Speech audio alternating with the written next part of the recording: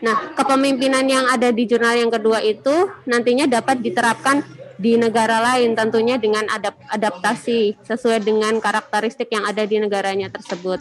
Nah, kepemimpinan yang berkualitas tinggi harus didukung dengan program-program yang relevan. Kemudian dari interpretasi saya terhadap jurnal yang kedua itu perubahan sistem pendidikan di Inggris itu didorong oleh kebijakan neoliberal yang menyebabkan terciptanya kemitraan antar sekolah.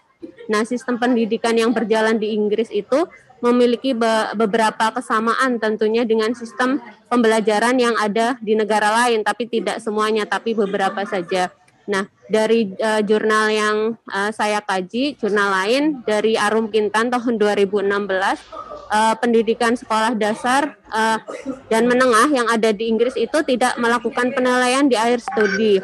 Nah, penilaian itu dilakukan untuk melihat kemampuan anak sesuai dengan bakat dan minatnya masing-masing. Jadi mengarahkan anak sesuai dengan bakat dan minatnya masing-masing. Nah, evaluasi dilakukan agar siswa dapat melihat kemampuan sebelum melanjutkan ke jenjang yang lebih tinggi. Nah, di sana itu ada metode KI ya, namanya KI method yang dibahas di artikel. Kemudian mengacu pada sudut pandang individu mengenai permasalahan sosial dan pribadi. Nah, metode ini meneliti persepsi kepentingan mengenai kepemimpinan dalam konteks pendidikan yang berbeda, yakni kepala sekolah, wakil kepala sekolah, guru, akademisi, dalam menciptakan kepemimpinan yang berkualitas tinggi tadi. Nah, hal tersebut sesuai dengan pendapat dari jurnal lain yang saya kaji, yakni dari Gumuseli tahun 2019, yang menjelaskan bahwa untuk mencapai manajemen yang efektif, kualitas yang profesional, dan individu yang berkualitas, kepala sekolah yang berorientasi pada sistem tadi menjadi kunci utama. Jadi kunci utama untuk menjadi meningkatkan kualitas pendidikan yang berbasis tinggi tadi. Nah, persepsi yang berorientasi pada sistem itu sangat penting dalam pendidikan yang berkualitas. Nah, pendapat saya terkait dengan evaluasi di artikel yang kedua, kalau menurut saya sepakat bahwa kepemimpinan sekolah saat ini mengalami banyak tantangan ya, dari aspek karakteristik, kemudian pribadi serta profesional yang dapat menjadikan pemimpin itu menjadi pemimpin yang sukses. Nah, hal tersebut sejalan dengan pendapat beberapa jurnal ya, diantaranya terkait dengan Fisher dan Kalion tahun 2015. Di sana menerangkan bahwa pemimpin sekolah itu diharuskan dapat membangun dan memelihara hubungan positif. Nah, dan berusaha mengembangkan hubungan saling percaya di antara guru dan staf yang ada di sekolah. Nah, kepemimpinan dengan cara yang seperti itu akan mendorong hubungan yang kreatif dan saling percaya diri. Nah, peningkatan yang ada di sekolah nantinya dapat digunakan untuk mengatasi permasalahan-permasalahan yang ada di sekolah terkait dengan permasalahan pembelajaran dan lain-lain. Kemudian karakteristik, inspirasi, dan aspirasi yang berpengaruh dalam mewujudkan pendidikan yang berkualitas tinggi akan menjadikan kepemimpinan yang luar biasa juga.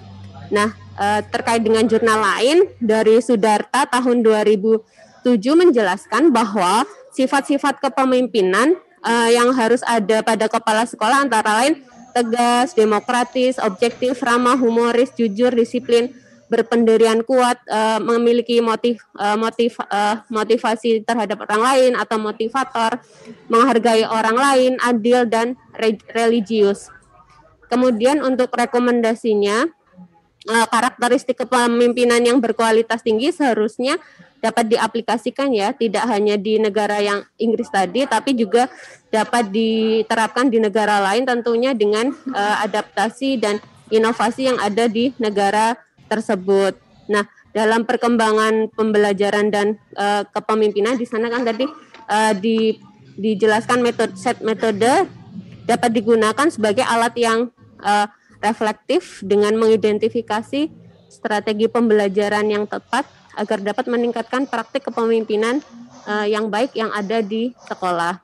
Nah, menurut Southwood tahun 2002, kepemimpinan saat ini memiliki tantangan sendiri, yakni kepemimpinan akan meningkat lebih signifikan jika ditekankan pada pembelajaran organisasi agar profesionalitas dari para pemimpin atau pemimpin yang ada di sekolah itu menjadi lebih efektif. Nah, demikian tadi teman-teman pemantik dari saya.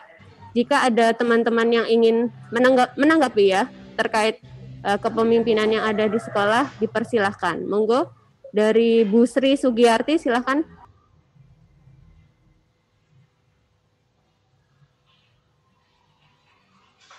Oke, terima kasih Mbak Zela atas waktunya. Ini sama-sama mengerjakan yang dua, nggih. Nah, saya juga tertarik di dalam penelitian ini nih sepertinya menggambarkan seperti profil gitu ya, profil pemimpin-pemimpin yang pemimpin-pemimpin yang luar biasa yang di situ contohnya ada kepala sekolah, wakil kepala sekolah, di situ ada apa ya kayak gubernur sekolah atau apa di situ disebutkan. Saya nggak tahu itu kalau di sini seperti apa. Nah, ternyata juga hampir sama gitu ya kalau di situ dari beberapa skor penghitungan itu ya. Nah, itu paling utama itu memiliki visi yang jelas ya, visi terhadap kepemimpinannya itu mau seperti apa, itu mereka orang-orang yang memimpin yang luar biasa, mungkin kata lain dari luar biasa hebat mungkin ya, pemimpin dari kepala sekolah di SD itu adalah salah satunya memiliki visi yang luar biasa gitu terhadap kepemimpinannya. Terus di situ juga disebutkan ada temuan yang mungkin selama ini tidak kurang diperhatikan gitu ya, yaitu bagaimana kemampuan bertindak tegas terhadap staf-staf yang memiliki kinerja buruk. Nah, ini kan memang di sisi lain bagi kita sendiri ya, mungkin yang pernah bekerja sama dengan teman-teman yang memiliki kinerja buruk, ini sesuatu seperti kalau tidak memiliki ketegasan yang kuat, memang seperti buah si malakama. Di sisi lain ini kita kawan sendiri, kalau mau ditegasin mau seperti apa, kalau tidak kok kinerjanya nanti akan mempengaruhi yang lain. Nah, ini menjadi sesuatu yang bagi peneliti di situ disebutkan, oh iya ternyata ini belum masuk ke dalam kategori situ. Makanya di situ ditambahkan gitu ya, itu bagaimana ketegasan untuk menangani staf-staf yang memiliki kinerja buruk. Ini sangat berpengaruh terhadap iklim atau budaya kerja di tempat kita, karena memang yang namanya kinerja buruk ini akan berpengaruh. Makanya dibutuhkan pemimpin-pemimpin yang memiliki visi yang jelas gitu ya. Nah, di samping itu juga nih 6 pernyataan yang paling disetujui di situ ya. Itu salah satunya itu tadi ya, memiliki ketegasan terhadap pengambilan atau memberikan ini mau diapain sih para staf-staf yang memiliki kinerja buruk itu seperti apa gitu. Di samping itu ternyata orang-orang yang memiliki kepemimpinan yang luar biasa ini juga kemampuan untuk menginspirasi orang lain, kemampuan untuk menginspirasi orang lain. Nah, ini di situ skornya mendapatkan nilai yang 1 lebih gitu ya. Nah, ini kemudian mengembangkan budaya atau aspirasi di sekolah atau perguruan tinggi gitu. Kemudian memiliki harapan tinggi dari semua anggota staf, artinya ini memiliki mindset yang optimis gitu ya, optimis dan positif terhadap staf agar semuanya bisa maju gitu. Kemudian kemampuan dalam memberikan semangat gitu ya, optimisme, menginspirasi orang lain. Nah, ini salah satu ciri-ciri dari kepemimpinan yang luar biasa yang mereka temukan di tempat-tempat penelitian ini ya, yang mereka lakukan itu di Inggris gitu. Nah, ini rasanya juga hampir sama di kita kalau kita melihat di lingkungan sekitar kita, mereka-mereka yang memiliki kemampuan memimpin yang hebat itu memang biasanya berbeda dari staf-staf yang lain gitu ya. Ada semangat, ada optimisme, kemudian ada keterbukaan mindset gitu ya untuk membuka terhadap ide-ide baru. Ini biasanya seperti itu. Dan ini nantinya akan sangat berpengaruh terhadap kemajuan terhadap sekolah gitu. Nah, mungkin itu tambahan dari saya dari hasil pemahaman saya. Terima kasih. Baik, terima kasih Bu Sri atas tanggapannya. Menarik sekali ya ketika memang kepala sekolah itu memang harus tegas dan memiliki beberapa sikap yang memang harus dimiliki kepala sekolah ya, selain mengayomi dan kalau misalnya ada masalah harus menengahi. Tapi memang kalau menurut saya sifat-sifat itu memang tidak tumbuh dengan sendirinya seperti itu, karena sifat-sifat kepala sekolah itu juga tumbuh berdasarkan pengalaman ya. Kalau misalnya orang itu belum dewasa juga pastinya belum memiliki sifat-sifat untuk mengayomi, ya belum tentu juga sih, tapi sebagian besar itu mengalami proses dulu sampai akhirnya memiliki sifat-sifat yang disebutkan tadi seperti itu. Mungkin Mbak Wulan ingin menambahkan, silakan Mbak Wulan.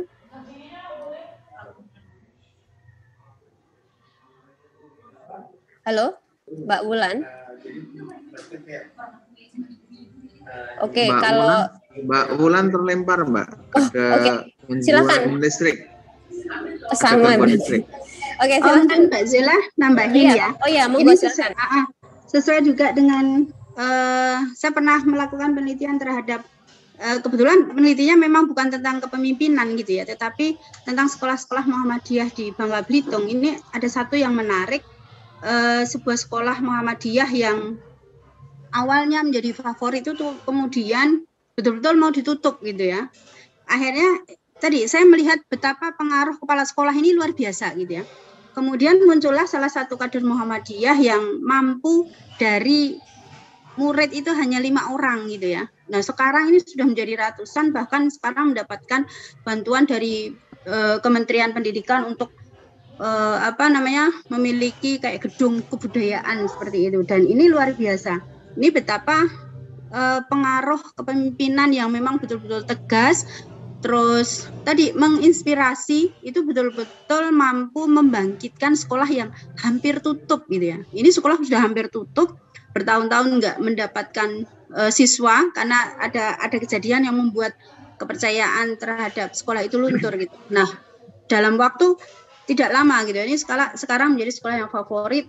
Terus kemudian ketika saya wawancara kepada siswanya, apa sih yang membuat mereka tertarik untuk sekolah di sini, karena sekolah swasta gitu ya dibandingkan sekolah negeri yang tentu saja mungkin dari segi fasilitas, dari segi biaya lebih murah, tapi kok milihnya ke Muhammadiyah gitu. Itu ternyata salah satu unsurnya adalah kepala sekolah yang menginspirasi. Dia ramah, dia memberikan motivasi seperti itu ternyata sangat mempengaruhi, dan ini mungkin bisa menjadi pembelajaran bagi kita gitu, betapa pengaruh pimpinan yang positif itu akan betul-betul mampu mempengaruhi alam di bawahnya gitu. Nah, berbeda dengan mungkin kalau ide-ide bagus, manajemennya bagus, tanpa diiringi atau tanpa dibarengi dengan kepemimpinan yang baik, mungkin itu juga menjadi salah satu hambatan untuk mengembangkan sekolah, terutama di sekolah dasar. Mungkin itu saya sharing terhadap tadi, saya tertarik, oh ya ternyata penelitian ini benar gitu loh, sesuai dengan kondisi yang memang saya pernah menemukannya di lapangan, seperti itu Mbak. Oke, baik. Terima kasih. Menarik sekali ya, Bu Sri. Jadi memang kepala sekolah di sini juga sebagai motor ya, di mana tadi disampaikan bahwa ya banyak kasus seperti itu. Sekolah yang mau tutup ketika ada kepala sekolah yang benar-benar dapat diberi kepercayaan lagi agar sekolah itu menjadi lebih baik, tentunya nanti akan menjadi sekolah lebih baik ya. Maksudnya tadi berdasarkan hasil penelitian Bu Sri sendiri begitu. Oke, mungkin Mbak Indriana ingin menambahkan, silahkan Mbak Indriana. Terima kasih Mbak Zela atas waktunya. Ya, di sini sama dengan teman-teman yang sebelumnya jelaskan. Jadi dalam penelitian ini, secara keseluruhan penemuan tersebut itu mengidentifikasi kesepakatan yang kuat atas 6 pernyataan yaitu KISET dari jumlah 23 pernyataan, kepemimpinan yang luar biasa, serta terdapat perbedaan mendasar antara aturan sekolah di perkotaan dan juga pedesaan. Interpretasi saya dalam penelitian ini mengemukakan bahwa tuntutan para pemimpin sekolah sangatlah kompleks, termasuk dalam meningkatkan efisiensi, menyejahterakan dan memotivasi staf serta siswanya untuk meningkatkan standar pendidikan. Saya setuju dengan hal ini karena sejalan dengan tugas pemimpin sekolah sebagai seorang administrator juga, yaitu yang berfungsi merencanakan, mengorganisasi, mengarahkan dan mengkoordinasi serta mengawasi seluruh kegiatan pendidikan yang diselenggarakan di sekolah. Karakter pribadi pun merupakan faktor utama pembentuk kepemimpinan yang luar biasa. Dalam artikel ini menyebutkan 3 karakter pembentuk kepemimpinan luar biasa, antara lain inspiratif, aspiratif, serta tegas dalam mengatasi permasalahan kinerja stafnya di sekolah. Terus kemudian sependapat juga dengan Ridwan yang menerangkan secara konseptual kinerja pemimpin sekolah yang antara lain kompetensi sosial, profesional, dan juga personal. Artikel ini pun memaparkan bahwa jenis kelamin, keadaan sekolah, pengalaman, serta kualifikasi kepemimpinan baik di perkotaan maupun pedesaan mempengaruhi pembentukan suasana kondusif dalam mewujudkan kepemimpinan yang luar biasa. Selaras juga dengan penemuan artikel dari Hasanah terkait 3 aspek budaya sekolah seperti sikap saling mendukung, tingkat persahabatan, tingkat keintiman, serta kerjasama antar pelaksana pendidikan berpotensi menciptakan suasana kondusif di sekolah.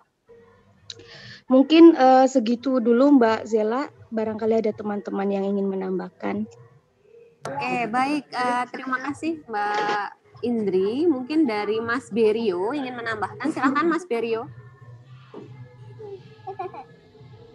Halo Mas Berio. Halo.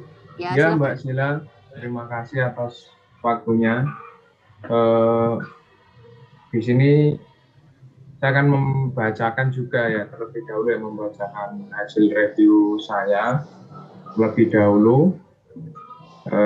Deskripsinya, manajemen kepemimpinan di sekolah adalah kunci dalam mencapai pendidikan yang berkualitas dalam pembelajaran siswa. Berbagai teori empiris dan kepemimpinan sekolah mencoba mengidentifikasi karakteristik dari seorang pemimpin tersebut dalam memimpin sekolah, sehingga sekolah itu bisa menjadi sukses. Kepemimpinan yang luar biasa atau yang hebat dapat diterapkan di negara lain. Karena di dalam artikel ini kan disebutkan di negara Inggris. Kepemimpinan mengidentifikasikan strategi dalam meningkatkan praktik kepemimpinan di sekolah. Untuk interpretasinya, peran pemimpin sekolah saat ini menjadi lebih kompleks dan menantang. Saat ini peran pemimpin menjadi meningkat secara signifikan karena banyak perubahan dalam kebijakan pendidikan. Metode ini terkait dengan persepsi para pemangku kepentingan tentang kepemimpinan yang luar biasa pada konteks pendidikan yang berbeda, seperti kepala sekolah, wakil kepala sekolah, guru, dan akademisi. Dengan pengalaman kepemimpinan praktis dan pribadi yang baik di sekolah, pertanyaan yang ada pada penelitian dirumuskan melalui pengamatan yang berbeda dan tinjauan literatur kepemimpinan yang sukses dan luar biasa. Temuan ditemukan menunjukkan karakteristik pribadi dan profesional berpengaruh besar dalam menciptakan kepemimpinan yang luar biasa. Hal ini sejalan dengan pendapat viral tahun 2020 yang menjelaskan bahwa pada abad 21 pendidik dan pembuat kebijakan sepakat bahwa peningkatan kualitas pendidikan membutuhkan praktik kepemimpinan yang efektif, profesional, dan kolaboratif, sehingga berfokus pada perbaikan pendidikan terus-menerus. Karakteristik yang memiliki peringkat tinggi sebagian besar adalah karakteristik aspirasional dan inspirasional dari kepemimpinan yang luar biasa ini. Untuk evaluasinya, di sini saya setuju dengan pendapat bahwa pemimpin di sekolah saat ini akan lebih menantang dibandingkan dengan pemimpin sekolah pada abad 19 atau yang lebih dahulu. Berdasarkan penelitian terdahulu menyebutkan bahwa pendidikan di era sekarang diharapkan mampu menghasilkan sumber daya manusia yang memiliki kompetensi utuh dan memiliki daya saing yang tinggi. Hal tersebut diharapkan mampu menghasilkan sumber daya pemikir yang dapat membangun tatanan sosial dan ekonomi. Ini menurut Wijaya et al. Tahun 2016. Karakteristik yang paling berpengaruh adalah pertama karakteristik aspirasional, yang kedua karakteristik inspirasional. Pemimpin yang memiliki ketegasan dalam mengambil tindakan kepada semua staf menjadikan kepemimpinan yang luar biasa. Pemimpin dengan ketegasan yang rendah akan dipandang sebagai pemimpin yang pasif di sekolah. Pemimpin yang menunjukkan sifat dan sikap tegas akan dianggap sebagai pemimpin akan ada yang memusuhinya. Nah, untuk rekomendasi, karakteristik pemimpin yang luar biasa seharusnya dapat diaplikasikan di berbagai negara, tidak hanya di Inggris saja. Metode sortir yang ada dapat digunakan sebagai alat reflektif dalam pengembangan kepemimpinan dan pembelajaran dengan mengidentifikasi strategi-strategi pada praktek kepemimpinan yang luar biasa. Nah, menurut Acton tahun 2021 menjelaskan bahwa kepala sekolah yang berpengalaman dapat membantu, memandu, dan berpengaruh terhadap praktek pembelajaran profesional yang ditingkatkan dalam memberikan para pemimpin pendidikan keterampilan yang diperlukan dalam memimpin sekolah yang efektif dan luar biasa. Nah, ini dari review jurnal saya, dan saya juga ingin menyampaikan pengalaman dulu ketika masih mengajar di SD, yaitu sekitar tahun 2018-2019, itu juga di kota Yogyakarta. Itu saya jadi teringat apa yang dikatakan tadi Bu Sri Sugiyarti, ada salah satu SD yang udah mau tutup, dan itu dikarenakan mungkin kepala sekolah lah ya, atau leadership kepemimpinan yang bagus, terus SD itu tidak jadi tutup kan. Dulu di SD saya tempat mengajar, itu SD negeri di kota Yogyakarta juga, itu bahwa di kepemimpinan yang dulu sebelum saya masuk itu kepala sekolahnya mungkin kurang aktif, bisa dikatakan juga kurang profesional, dan SD itu hampir direkrut gitu. Jadi hampir tutup. Nah, mungkin di tahun-tahun 2015 atau 2016 itu pergantian kepala sekolah, dan kepala sekolahnya itu juga bisa dikatakan kepala sekolah pemimpin yang luar biasa lah, seperti yang disebutkan di artikel ini. Jadi gimana caranya itu mencari murid sampai ke TK-TK kayak gitu, mendatangi TK1, TK lain. Ya intinya gimana caranya mempertahankan SD tersebut. Dan sampai sekarang SD tersebut masih berdiri dengan kepala sekolah yang baru dari tahun 2015 kalau nggak 2016 itu, dan SD tersebut juga lebih disegani, dan orang lebih mengenal lagi karena prestasi-prestasi dari murid-muridnya. Itu salah satu cerita pengalaman juga lah. Contoh di SD Kota Yogyakarta, tempat saya mengajar dulu tuh sempat mengalami seperti itu, sama halnya yang diceritakan sama Bu Sri Sugiyarti yang ada di Belitung. Jadi memang di sini peran kepala sekolah atau leadership pemimpin itu sangat mempengaruhi di dunia pendidikan di sekolah dasar. Mungkin seperti itu Mbak Sela yang saya sampaikan. Terima kasih. Oke, 2425 tambah. Baik, terima kasih Mas Berio atas sharing-sharingnya. Mungkin dari Mbak Wulan ingin menyampaikan pendapatnya, silahkan. Oke, terima kasih Mbak Zela. Ya. Mohon maaf tadi keluar masuk karena kebetulan sinyal mati lampu, jadi sini sedang menuju on the way ke rumah. Tapi alhamdulillah sudah dapat tethering yang baik. Mungkin secara umum saya sudah banyak yang dipaparkan oleh teman-teman dan saya pun sependapat. Namun ada sedikit yang berbeda kalau saya analisa dari artikel tersebut dari beberapa karakteristik yang menjadi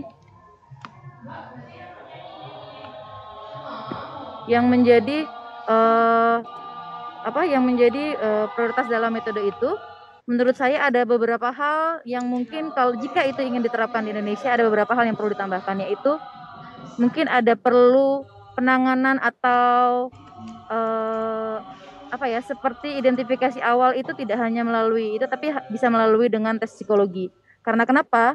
Karena kebanyakan pemimpin sekolah dasar banyak yang gagal atau banyak yang belum berhasil dalam memimpin sekolah itu kebanyakan kendalanya ada pada tingkat emosional gitu ya, yang kurang mampu merangkul tim untuk dapat berkolaborasi dengan baik.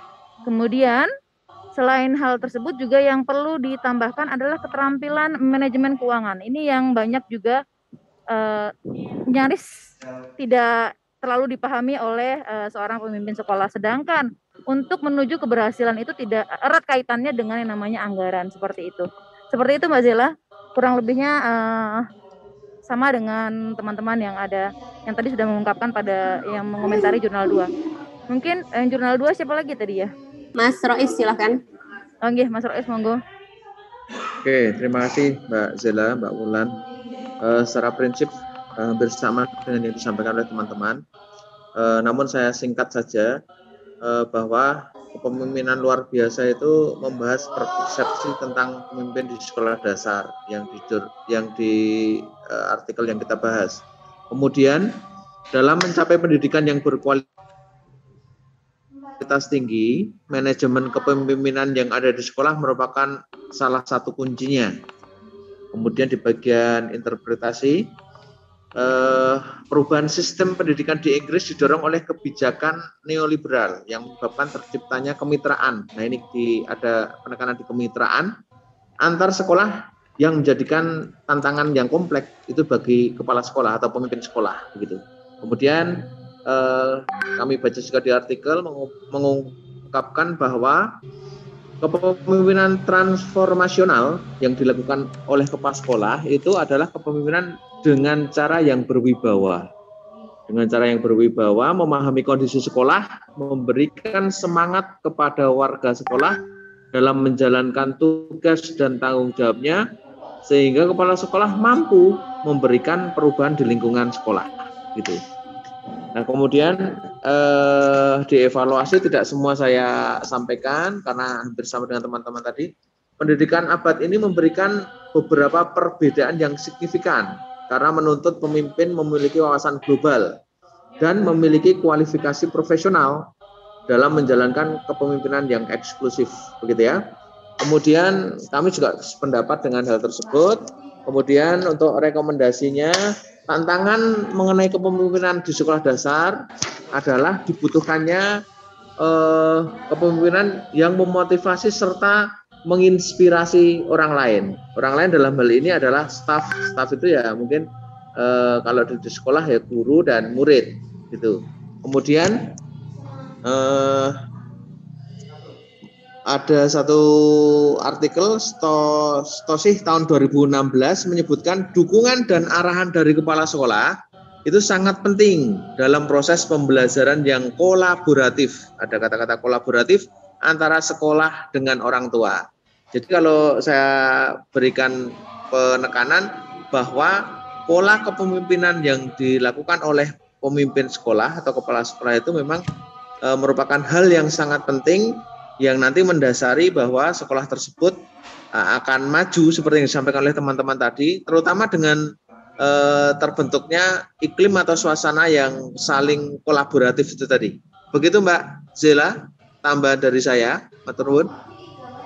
Oke, baik. Terima kasih. Mungkin dari Mas Ali atau Mas Al ingin menambahkan, silakan Mas. Oh iya, saya menambahi saja dari apa yang saya baca. menjadi pemimpin hebat itu ditentukan oleh dua aspek, yaitu karakter individu dan sikap profesional. Jadi karakter individu itu ditunjukkan dengan nilai-nilai moral yang berorientasi pada komitmen terhadap keadilan. Nah, dan kemudian sikap profesionalisme itu ditunjukkan pada tekad untuk menghilangkan hambatan bagi kesuksesan peserta didik. Orientasinya pada peserta didik. Jadi ada dua kemampuan ini yang dieksternalisasi dan internalisasi. Jadi ada eksternalisasi itu terkait dengan sikap moral yang bisa berpengaruh pada budaya sosial di sekolah tersebut, dan internalisasi adalah memahami hambatan dan keinginan peserta didik ataupun tim dalam mengembangkan sekolah. Nah, kemudian yang terkait dengan model kepemimpinan yang tadi sudah disinggung teman-teman semua, ada kalau Mas Rois tadi motivasi dan inspirasi ya. Kalau saya melihatnya terbaginya dua, aspiratif dan inspiratif. Ini masing-masing berbeda begitu. Dan yang aspiratif itu lebih disukai daripada yang inspiratif. Nah, jadi kenapa lebih disukai? Karena yang inspiratif ini memiliki kemampuan mengambil resiko lebih tinggi dan menghadapi tantangan tinggi dibanding inspiratif. Seperti dalam manajemen personalia dan mempertahankan kualitas mutu pendidikan. Ya, sedangkan untuk mendapatkan kepemimpinan yang hebat, baik itu aspiratif maupun inspiratif, itu harus membutuhkan dua kekuatan, yaitu kekuatan untuk bersikap tegas, ya, bersikap tegas, dan sikap tegas itu harus terbuka begitu ya, harus terbuka dan ada kejujuran pada masing-masing tim untuk apa? Untuk membangun kultur atau budaya kerja di tim tersebut. Dan ini menjadi kendala mungkin ya. Kalau temuan ini bagus, tapi kadang menjadi kendala bagi budaya kita. Budaya kita kan orang itu betul, tapi caranya dia mengungkapkan secara terbuka pandangan dia itu bisa jadi menjadi orang yang salah begitu ya. Ada juga hambatan-hambatan seperti itu, hambatan-hambatan kultural kita lebih tinggi terkait dengan ini. Ada tuntutan keterbukaan, ada transparansi dan lain sebagainya, tapi di sisi yang lain, itu kan tuntutan manajemen, tapi di sisi yang lain kultur kita belum siap menghadapi atau melihat orang yang disalahkan. Tetapi ketika dia dikalahkan begitu, orang nompo. Jadi paradoks gitu ya. Dan ada catatan terakhir itu saya melihat bahwa pemimpin yang hebat kadang-kadang kalah dalam kebijakan. Kebijakan yang berada di luar diri mereka, yang mengatur mereka, bisa jadi pemerintah dan lain sebagainya. Nah, mungkin itu tambahan dari saya, Pak Zela. Oke, baik Mas Ali. Mungkin Mas Ali ya. Sekarang Mas Ali, silakan Mas Ali. Nggih, matur nuwun. Mohon maaf sebelumnya kalau mungkin terputus-putus karena nanti sini pincah jaringannya. Mungkin melanjutkan dari Mas Al tadi menyampaikan beberapa aspek dari pemimpin yang hebat, dan menurut saya dari beberapa artikel yang ada di sini mungkin kita akan lebih relatif. Pemimpin yang hebat adalah bagaimana pemimpin yang akan mengkondisikan dirinya sesuai dengan kebutuhan dan kondisi yang dihadapi. temuan yang diterjemahkan oleh Mas Al tentang pemimpin yang leadership terakhir ini di diskusi ini 24 itu ada salah satu temuan. Such findings indicate that the challenges and tensions regarding aspects of leadership in primary schools. Di sini kita bisa lihat ada salah satu temuan, yaitu gaya kepemimpinan yang challenges and tensions. Nah, ini terjemahannya saya benar atau salah? Kalau terjemahan saya di situ ada salah satu temuan gimana sikap seorang pemimpin yang senantiasa akan memberikan tantangan dan mungkin tekanan, tapi mungkin tekanan yang positif untuk menginspirasi, to inspire and motivate other. Jadi seorang pemimpin yang tegas, kemudian senantiasa memberikan ajakan yang positif, kemudian juga senantiasa memberikan challenge, tantangan, dan sesekali memberikan tekanan untuk mensukseskan terhadap sesuatu hal yang akan membawa kebaikan. Yang tujuannya tidak lain adalah menginspirasi, kemudian membangun sisi positif. Jadi itu mungkin ada beberapa temuan menindaklanjuti dari Mas Al tentang pemimpin yang tegas dan lain sebagainya. Tetapi kesimpulan yang mungkin saya bisa sampaikan adalah pemimpin yang hebat ini adalah menyesuaikan dengan kondisi yang sedang dihadapi. Mungkin itu, mohon maaf sebelumnya. Terima kasih. Ya, Mas Ali, menarik ya, harus menyesuaikan ya, memiliki sifat adaptif yang tinggi ya di kepemimpinannya. Baik, mungkin dari Mas Sandi, Ari Susandi. Ya, baik, terima kasih Mbak Jela atas kesempatannya. Di sini saya akan menjelaskan hasil review interpretasi saya, bahwasannya adalah seorang kepala sekolah harus memiliki pemikiran yang secara luas, kemudian fleksibel, kemudian mampu untuk bekerja sama, dan tadi sudah dijelaskan juga oleh teman-teman bahwasannya pemimpin yang hebat adalah bagaimana mampu menyesuaikan. Namun yang saya dapatkan dari artikel ini adalah pemimpin yang hebat itu juga harus memiliki kepribadian yang baik. Bagaimana seorang pemimpin harus mengembangkan budaya dan tradisi yang ada di lingkungan sekolah tersebut. Selain itu, pemimpin harus juga memiliki integritas dan kepribadian yang baik untuk menciptakan lingkungan kerja yang bagus. Nah, untuk selanjutnya, menurut saya adalah pemimpin juga harus memiliki jiwa kewirausahaan. Bagaimana seorang pemimpin ini dapat memberikan inovasi yang bermanfaat bagi seluruh sumber daya manusia yang ada dalam lembaga tersebut.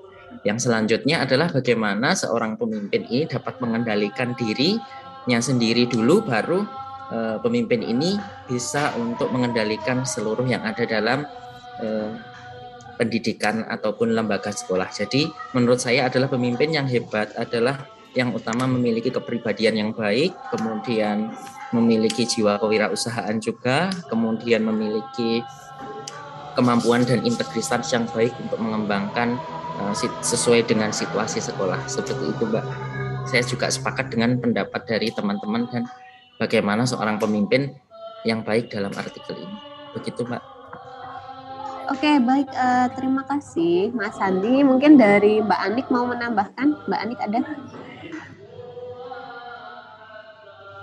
Mbak Zela. Ya. Izin Mbak Ani, baru ada rapat dengan dinas. Silahkan Mbak Prabandari, barangkali ingin menambahkan. Bismillah Mbak Yula, ini saya lebih ke artikel yang pertama ya.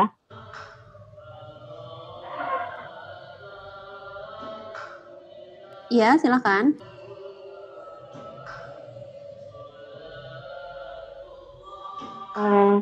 Maaf Mbak Zela, ini nanti saya baru mau mengungkapkan untuk yang artikel yang pertama Mbak. Maaf. Iya, ini tadi kita sudah langsung nyambung Mbak.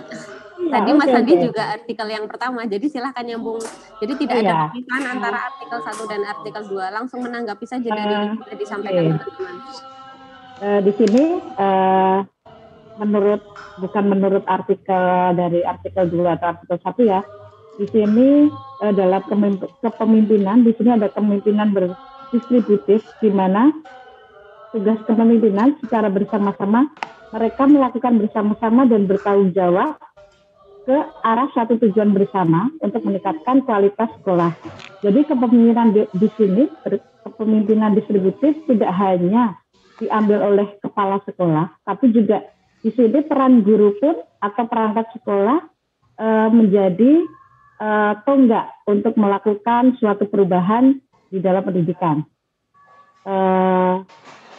Di sini kepemimpinan distributif menjadikan guru melakukan kegiatan-kegiatan yang lebih profesional, yaitu mungkin memberikan info pembelajaran yang terbaru, bereksperimen, serta memberikan pengetahuan-pengetahuan dan pengalaman yang lebih menarik kepada siswa.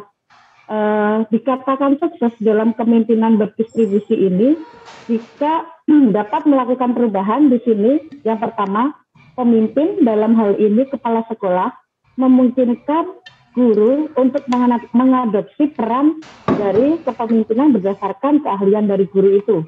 Yang kedua, guru juga berkomitmen untuk mengambil peran dalam menjaga kepemimpinan yang diberikan tugas dan mandat oleh pemimpin, dalam hal ini kepala sekolah, dan guru juga bekerja sama kolektif dengan pemimpin, khususnya kepala sekolah itu, untuk memberikan perubahan-perubahan yang terbaik untuk kelangsungan pendidikan. Mungkin itu Mbak Zila. Oke, baik. Terima kasih Mbak Prabandari. Mungkin dari Pak Wahdan. Pak Wahdan ada di sini. Pak Wahdan, silakan. Barangkali ingin menambahkan. Ya, kedengaran ya, suara saya? Ya. Ya. Baik, terima kasih kesempatannya. Kalau berbicara kepemimpinan itu memang selalu menarik ya. Dan ilmu-ilmu kepemimpinan itu indah-indah. Tetapi ketika pelaksanaannya itu tidak seindah ilmunya, biasanya gitu ya. Ya tadi banyak sudah disampaikan bahwa kepemimpinan itu sangat berpengaruh dengan pribadi yang baik. Tapi pada kenyataannya kita banyak menemukan juga banyak orang yang baik ternyata ketika memimpin tidak baik. Ya, artinya kepemimpinan itu membutuhkan komponen-komponen yang lebih kompleks ya daripada kita melaksanakan. Di dalam sekolah juga begitu, atau menaikkan kualitas pendidikan juga begitu. Nah, kalau tadi Pak Alek atau Pak Al Muntako tadi menyatakan bahwa kepemimpinan itu ditunjang dengan dua hal ya, kepribadian dan juga sikap profesional. Kalau saya kemudian menghubungkan dengan artikel yang pertama, itu kita perlu menambahkan lagi. Jadi kita membutuhkan kepribadian, sikap profesional dan juga sistem ya, atau sistemik. Tidak bisa kita hanya mengandalkan kualitas individu dari pemimpin saja. Ya, kalau dia tidak menciptakan satu sistem, tentu ini akan sulit untuk menghasilkan satu kesuksesan bersama. Nah, dalam artikel 1 ini terlihat ya bagaimana kepemimpinan distributif itu mampu meningkatkan kolaborasi stakeholder di sekolah itu, dan juga mampu meningkatkan motivasi. Ya. Tetapi ternyata tidak bisa meningkatkan kemampuan profesional guru-gurunya dalam pembelajaran. Maka di dalam artikel 1 itu kemudian kepemimpinan distributif itu ditambahkan dengan variabel lain, yaitu inquiry based working. Ya. Nah, inilah sistem yang kemudian diinginkan oleh penyusun ini, bahwa kepemimpinan leadership saja itu tidak bisa memperbaiki semuanya. Diperlukan budaya kerja berbasis data. Ya. Nah, budaya kerja berbasis data ini ternyata juga tidak mudah, karena inputnya juga harus diperhatikan. Ya, dalam penelitian ini terlihat bahwa lulusan S1 ya itu kurang bisa membangun budaya kerja berdasarkan data ini dibandingkan dengan lulusan S2. Ya, artinya lulusan S2 itu lebih baik ketika berbicara tentang kemajuan sekolah, bagaimana mengembangkan sekolah itu berdasarkan data-data yang mereka catat setiap hari di sekolah. Ya, artinya dengan kepemimpinan distributif ini dikolaborasikan dengan inquiry based working ini akan mampu meningkatkan kolaborasi profesionalitas dalam pembelajaran dan juga motivasi semuanya. Nah, sehingga tujuan sekolah itu pada akhirnya mampu menjadi tujuan pribadi dari guru-guru yang ada di sekolah itu. Nah, kira-kira begitu ya. Ini ada beberapa variabel yang dia teliti ya. Ada gendernya, ada pengalaman ya. Ternyata pengalaman itu juga tidak terlalu berpengaruh terhadap kemauan seorang guru untuk berubah. Ya. Semakin lama itu malah kecenderungannya semakin tidak mau berubah. Ya, ini dilihat ini. Ada koefisien korelasinya untuk pengalaman hanya 0,09 ya. Jadi kecil sekali. Belum tentu yang pengalamannya lama itu mau berubah ya. Nah, termasuk juga apakah dia mau berkolaborasi, ternyata di sini juga tidak ada hubungannya. Nah, mungkin untuk konteks Indonesia perlu menarik ini bisa kita teliti apakah benar ini data yang dilakukan di Belanda ini bahwa lulusan S1 dengan lulusan S2 nah itu memiliki kecenderungan yang berbeda. Nah, kalau di Indonesia menarik ya, karena banyak juga yang pendidikannya semakin tinggi itu semakin nggak mau kerja, gitu ya, semakin nggak mau kerja, maunya nyuruh aja. Nah, ini mungkin kalau ditarik ke konteks Indonesia sangat menarik ini. Artikel 1 dan artikel 2 ini saya kira ya saling melengkapi ya. Mungkin nanti ada aspek lain dari artikel yang lain. Nah, saya kira dari saya itu. Baik, Pak Wahdan, saya tertarik dengan salah satu yang tadi yang penting adalah sistem.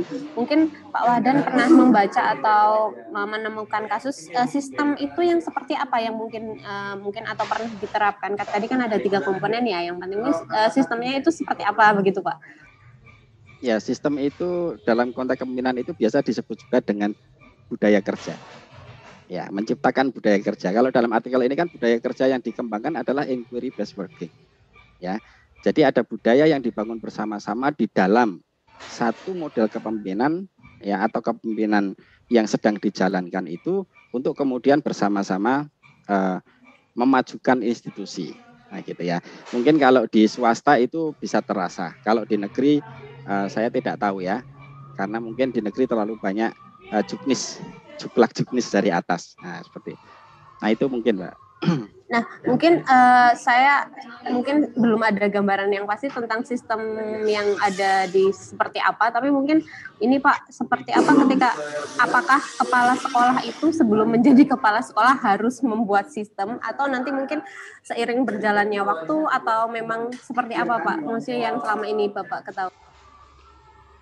Ya, tidak membuat sistem, Mbak. Jadi membangun. Ya, ini membangun bersama. Nggak bisa pemimpin itu kemudian hanya menciptakan kemudian diterapkan begitu sekali itu tidak bisa karena itu kompleks sekali Mas. Jadi ya membangun budaya kebersamaan itu untuk maju bersama itu yang paling sulit ya, dengan karakter yang berbeda-beda, dengan level pendidikan berbeda, dengan background berbeda-beda itu sangat sulit sekali.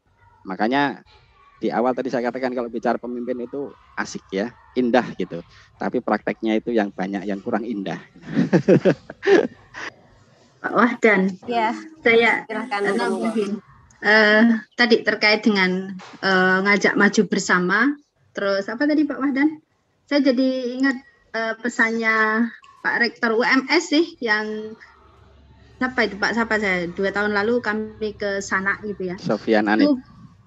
Ya, itu beliau berpesan, yang mau maju, ayo kita maju bersama. Yang nggak mau maju, ayo tidak usah dipikirkan, kita tinggalkan, seperti itu. Jadi karena kadang-kadang memang banyak sekali ya staf-staf itu yang memang saya nggak tahu juga mereka itu visinya apa ketika misalnya ngajar gitu ya, tetapi dia tidak melaksanakan tugas-tugas yang lain selain ngajar tok gitu kan.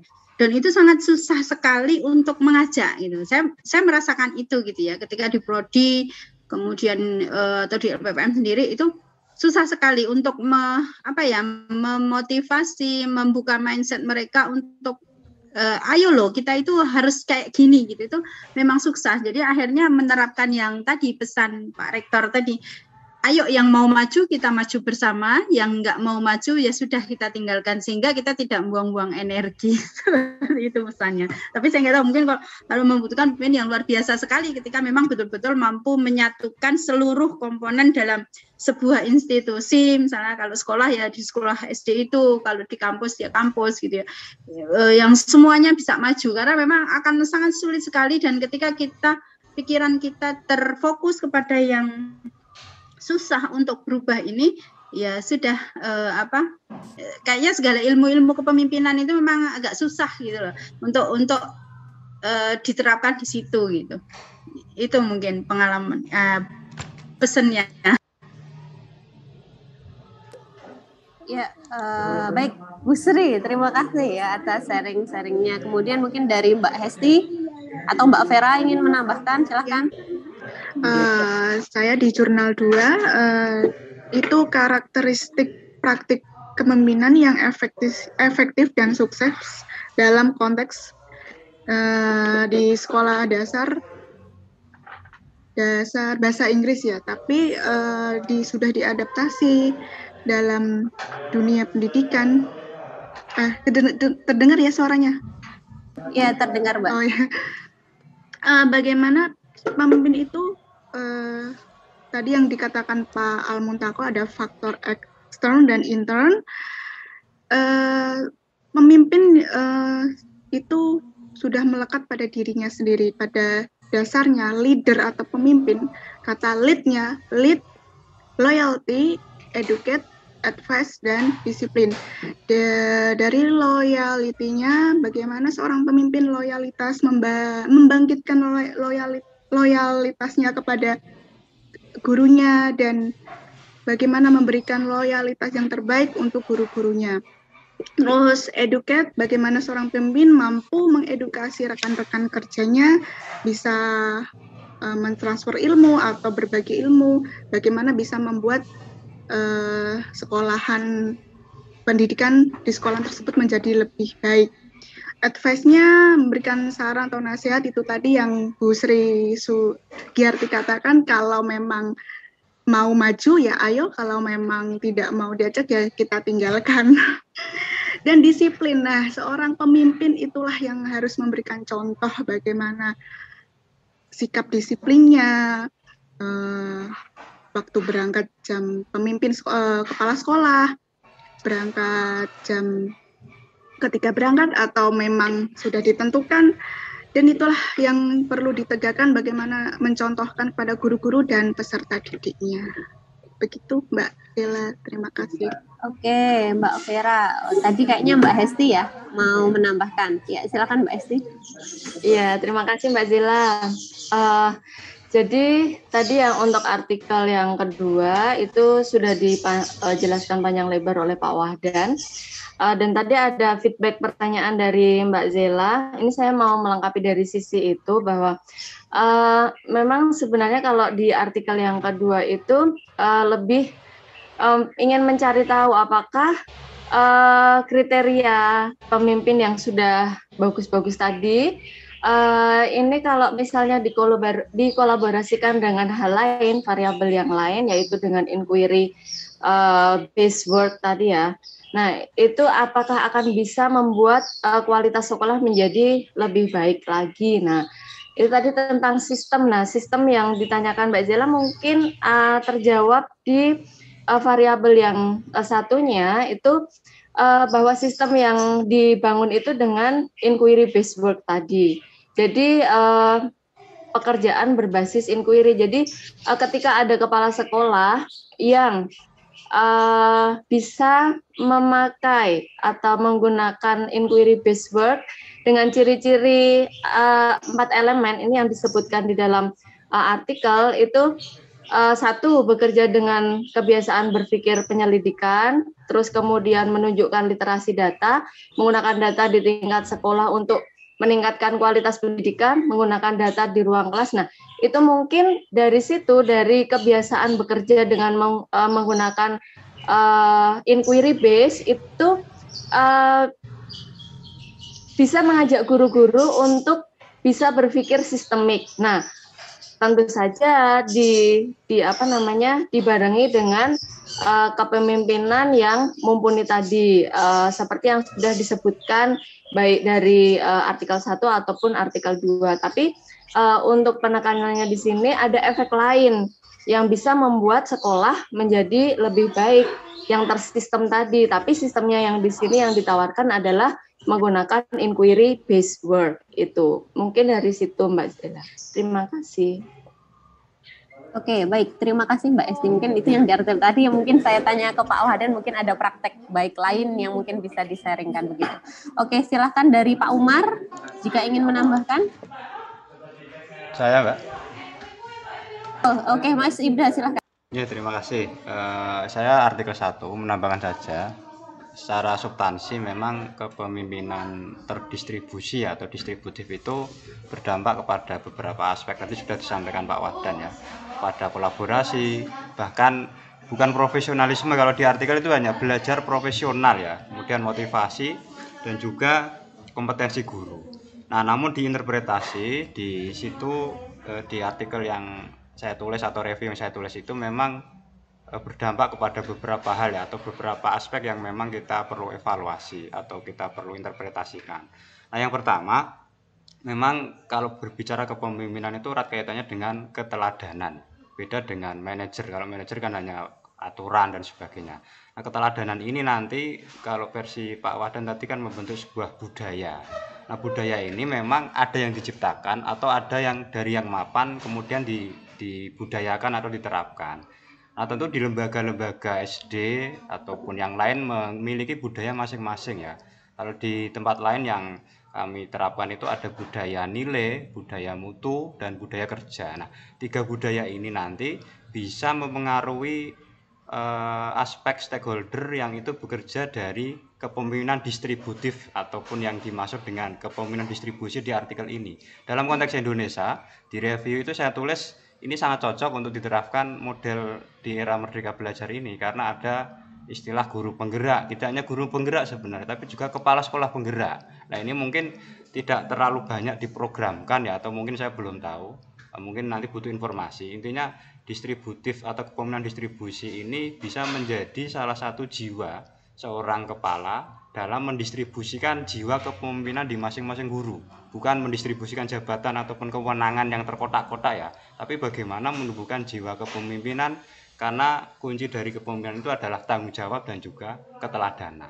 Nah, ini mungkin evaluasi saya, dan tentu ketika kita baca artikel 1 maupun 2 sangat berkaitan dan ini sangat membuka banyak ide, karena kalau sebuah kepemimpinan hanya ansih kepemimpinan tanpa dibekali manajerial saja, ya mungkin akan timpang dalam sebuah proses organisasi. Makanya meskipun berbeda ya antara kepemimpinan dan manajer atau fungsi manajemen itu, tetapi inti dari kepemimpinan itu ya tadi keteladanan. Nah, keteladanan ini dalam konteks kepemimpinan distributif itu ya mendistribusikan jiwa-jiwa kepemimpinan kepada stakeholder atau guru-guru di masing-masing satuan kerjanya.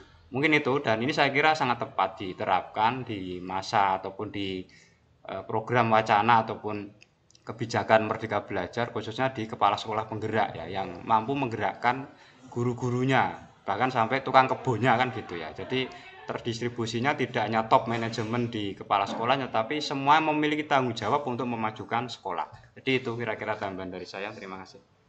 Oke, baik. Terima kasih Mas Ibda. Mungkin dari Mbak Nesi ingin menambahkan. Silakan Mbak Nesi. Oke, terima kasih atas waktunya. Ya, tadi sudah dijelaskan sama teman-teman masukan-masukan bahwasanya pemimpin yang baik itu tidak bekerja sendiri. Jadi yang benar yang dikatakan oleh Mas Ibda bahwasanya ini bukan membahas tentang manajerial atau top manager. Jadi di sini kebetulan saya di sini mereview jurnal pertama bahwasanya pemimpin distributif itu harus bisa berkolaborasi dengan gurunya atau dengan bawahannya. Jadi seorang pemimpin itu tidak bekerja sendiri, tapi ketika ingin merubah suatu pendidikan itu dia harus berkolaborasi dengan gurunya. Jadi guru tersebut diberikan ruang untuk berinovasi dan kreatif untuk apa? Untuk meningkatkan pembelajarannya, untuk meningkatkan kualitas pembelajaran di dalam kelas. Nah, jadi saya setuju dengan pendapat semuanya karena kepemimpinan yang distributif itu harus diterapkan atau harus diimplementasikan di sekolah-sekolah. Biar apa yang dikatakan oleh Bu Sri dan Mas Birio ya, bahwasanya ada sekolah yang menutup kemungkinan mereka belum menerapkan kepemimpinan distributif ini. Mereka belum masih bekerja sendiri si pemimpin itu, dia belum berkolaborasi dengan guru-gurunya. Nah, jadi ketika kepemimpinan distributif ini diterapkan, akan merubah pendidikan. Kependidikan itu kemungkinan akan berhasil diterapkan. Begitu, Pak. Terima kasih. Oke, terima kasih Mbak Nesim. Ini Pak Umar sudah on cam. Silakan Pak Umar. Terima kasih banyak. Mungkin tadi kita sudah dengar bahwa tadi mungkin teman-teman sudah menjelaskan banyak tadi tentang kepemimpinan dari jurnal 1 dengan jurnal yang kedua. Nah, di sini saya cuma menambahkan saja, saya setuju juga bahwa kepemimpinan merupakan proses mempengaruhi atau memberi contoh oleh kepemimpinan kepada pengikutnya. Nah, dalam upaya mencapai tujuan organisasi, kepemimpinan yaitu memiliki unsur-unsur yang harus menggerak, supaya dengan adanya kepemimpinan situasi atau di mana aktivitas penggerak berlangsung yang dikenal dengan organisasi. Nah, kepemimpinan diartikan sebagai usaha kepemimpinan untuk mempengaruhi atau memberikan kepada para personil pendidikan sebagai tujuan pendidikan dan pengajaran dapat dicapai melalui serangkaian kegiatan yang telah direncanakan. Nah, sebagai motivator, kepemimpinan harus memiliki strategi yang tepat untuk memberikan motivasi sebagai tenaga kependidikan dalam melaksanakan tugas atau dan fungsinya. Motivasi ini dapat ditemukan melalui pengaturan lingkungan atau fisik, pengaturan suasana kerja, disiplin dorongan, atau penghargaan, atau penyediaan berbagai sumber belajar begitu. Nah, saya sependapat bahwa saya sependapat dengan pendapatnya Haris bahwa kepemimpinan terdistribusi lebih berkaitan dengan strategi yang dapat terjadi ketika orang-orang datang bersama untuk bekerja, merencanakan belajar dan bertindak sehingga menghasilkan kapasitas kepemimpinan yang lebih lanjut dan dalam individu. Nah, seperti itu tambahan dari saya. Oke, baik. Terima kasih Pak Umar. Kemudian ini dari Bu Kasni, silakan Bu Kasni. Sepertinya tadi belum menyampaikan. Ada Bu Kasni?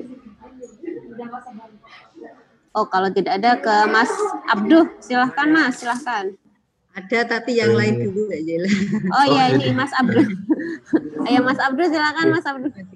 Ya, terima kasih Mbak Zela dan teman-teman lain. Sebenarnya saya ingin menyampaikan beberapa hal terkait kepemimpinan ya, atau leader ya. Jadi yang dibahas kita adalah leader, bukan bos tadi, sehingga teman-teman nanti kita sudah mendengarkan ada beberapa faktor-faktor, salah satunya adalah aspiratif tadi ya yang disampaikan Pak Alek, dan juga kalau boleh saya tambahkan leader itu kalau dari berdasarkan kajian artikel pertama itu harus mampu menciptakan sebuah sistem tadi yang disampaikan Pak Wahdan. Ternyata sistem ini kan masih abstrak sekali ya bagi Bapak Ibu dan teman-teman yang lain. Nah, kalau boleh saya tambahkan, sistem yang dimaksud di sini tadi sering ditambahkan Pak Wahdan berupa budaya. Nah, budaya apa?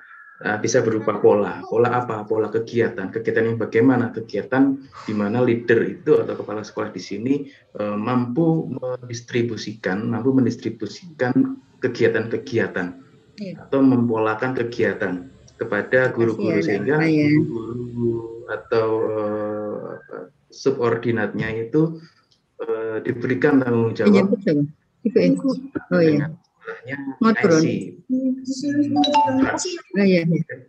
ditutup nah ya. Gimana Bu Kasni? Oh ya, lanjut Pak. Lanjut. Lanjut. Sehingga model kepemimpinan distributif ini adalah salah satu ciri khas leadership yang memiliki orientasi jangka panjang atau visioner. Nah, kenapa visioner di sini? Karena tujuannya bukan hanya untuk mencapai tujuan, tapi untuk mencapai tujuan sekolah, tapi bagaimana guru-guru atau subordinat itu memiliki rasa sense of belong yang sama. Tujuan internalisasi tujuan sekolah. Gimana caranya tadi? Dengan mempolakan kegiatan, memberikan tanggung jawab kepada masing-masing guru. Karena saya yakin di beberapa sekolah memiliki kegiatan-kegiatan yang sudah terpola. Misalkan ada yang diberikan tanggung jawab mengelola dana BOS, ada yang diberikan tanggung jawab diberikan tanggung jawab perpustakaan, ada kegiatan pesantren kilat dan seterusnya. Dan juga sistem itu bisa berupa sistem secara real, misalkan membuat software, ya, membuat aplikasi, nah, misalkan aplikasi untuk mengetahui kepuasan orang tua, misalkan, dan seterusnya, ada seperti itu. Nah, itu harus melalui kesepakatan bersama. Nah, sehingga kalau kita disimpulkan di sini, salah satu kegiatan pola itu adalah inquiry based working yang disampaikan di artikel pertama. Nah, di mana harapannya inquiry based working ini mampu menciptakan guru yang mampu merespon pada perubahan. Karena ketika leader ini berpikir jangka panjang, pasti sudah mempertimbangkan yang namanya pendidikan pasti akan banyak terjadi perubahan. Nah, perubahan itu bagaimana caranya supaya guru-guru ini mampu merespon dengan baik. Nah, oleh karena itu dilibatkanlah guru-guru ini, diberi tanggung jawab, dijadikan PIC sehingga merasa oh ya, kalau ada perubahan ya itu kita pikul bersama, bukan tanggung jawab kepala sekolah saja, tapi itu tanggung jawab dari keseluruhan guru. Jadi pada intinya tadi itu bagaimana mengarahkan guru itu supaya mampu beradaptasi jika ada perubahan-perubahan yang cepat. Seperti itu. Dari saya terima kasih, saya kembalikan kepada Mbak Sheila. Baik, terima kasih Mas Abdul, lengkap sekali ya kayaknya merangkum dari awal sampai akhir. Kemudian Bu Kasni terakhir, Bu Kasni silahkan. Muhammadiyah Gorontalo. Halo Bu Kasni. Tuban UMS SD. Belum di unmute. Demak ini sayang. Halo. Demak sayang. SD. Tapi SD ini bagaimana? Sepertinya nggak dengar Bu Kasni. Oh ya, oke, baik. Bapak, demikian tadi diskusi kami terkait kepemimpinan. Mungkin Bapak ingin menambahkan berdasarkan hasil diskusi kami siang ini, Bapak dipersilahkan. Camak benda aslinya, tapi setua kok. Baik, terima kasih atas diskusinya, gitu kan. Tadi Mbak Jira mengatakan kalau ingin menambahkan gitu kan ya. Kalau tidak ingin kan berakhir sudah ya. Ingin Pak. Selesai. Ya, saya kira apa yang disampaikan sudah sebagaimana isi artikel itu sampai pada tataran empiris. Terima kasih atas pemahaman yang ada gitu ya. Ini khusus ibu-ibu pertanyaan ini ya, untuk ibu-ibu. Sebetulnya kalau ikan itu ya, ikan apapun ya, itu busuknya dari mana dulu nggih? Dari ekor, perut, atau dari mana ya? Dari insang. Insang, Pak. Dari insang nggih? Iya. Ya. Dari perut tuh. Ada yang dari perut, ada dari insang. Monggo diamati. Ibu kan sudah masak ikan juga. Tapi kalau mau melihat ikan segar atau tidaknya dari bagian mata di kepala. Ya, kepala Pak. Saya rasa di kepala. Saya rasa di kepala. Karena kalau saya di insangnya, kalau mau beli ikan bagus gitu, insangnya kalau merah masih matinya belum lama gitu. Betul. Di kami juga gitu. Kalau masih bagus, lihat insangnya. Kalau masih merah, itu masih segar. Kalau udah insangnya itu udah agak-agak butek gitu ya, agak-agak coklat gitu. Kok coklat siapa ya? Pokoknya udah nggak enak dilihat itu. Memang udah nggak bagus. Tapi ikannya bukan warna merah gimana Bu? Berarti Yang dalam benar, Insangnya merah. Ya kan semua insang warnanya merah. Kalau udah busuk enggak, Mas? Dia agak-agak gitu loh. yang Ayo benar neng pasar dari keduanya, kepala, dari Pak. mata, dari mata dan Dari dari kepala. insangnya ya. Kepala Dari Pak, mata kalau saya rasa biasanya. dari kepala. Dari ibu sama Mbak Azela sama Mbak Wulan. Biasanya dari kepala. Khusus ibu-ibu ya ini ya. Iya, ini ibu-ibu ya. Jadi maaf Khusus ya, ibu-ibu. Bapak minggir, bapak minggir, Bapak nonton aja. Jadi kayak ibu-ibu di pasar. kepala Pak, Ya. dari kepala. Entah itu insang, entah itu mata, itu dari kepalanya. Kalau saya rasa seperti itu. Ketika kepalanya busuk pasti nanti akan mengikuti yang lain seperti itu. Ya, membaca ayat-ayat itu kalau mau lihat sekolah, lihat aja kepala sekolahnya gitu kan ya. Setuju. Setuju, Prof. Ya, rusaknya apa dari ayat-ayat dunia itu kan rusaknya satu kesatuan body itu ya dari kepala gitu ya. Kepalanya tidak bagus ya rusak semuanya kan kira-kira begitu ya. Ya, sama seperti yang di ikan itu. Jadi kepala memang akan menentukan itu kan. Jadi baik buruknya lembaga itu. Kemudian saya ingin share sedikit saya nemukan satu konsep terkait dengan pola kepemimpinan yang mungkin nanti bisa menjadi ya kalau enggak penambah ya pelengkap gitu kan ya sebagai aksesoris diskusi kita gitu kan ya. Saya coba share gitu kan.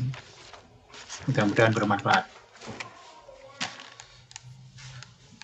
Mangkat sambil. Mangkat apa? Sing gosip. Penakar aku.